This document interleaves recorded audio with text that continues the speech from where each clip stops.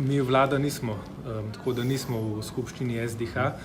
smo pa že pozvali premierja, naj se kot skupščina SDH sestanejo in naj pač se temeljito pogovorijo o ceni, ki je bila določena, ker v banko je bilo vloženih sanacijami 2 milijarde 400 milijonov evrov. Iztržek bo nekje po tem razponu cene realno gledano 800 milijonov, se pravi bo država izgubila več kot 1,5 milijarde denarja, ki je bil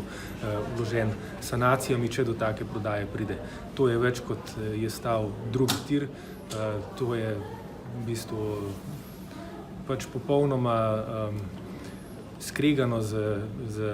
vsakim načelom dobrega gospodarjenja in to je ponovitev zgodbe, potencirana ponovitev zgodbe, ki smo jo videli v Novi Kreditni banki Maribor, ki je bila tudi prodana za 250 milijonov, vanjo je bilo položenih 870 milijonov. Te zgodbe se ne smejo ponavljati, to izsiljeno privatizacijo je treba ustaviti.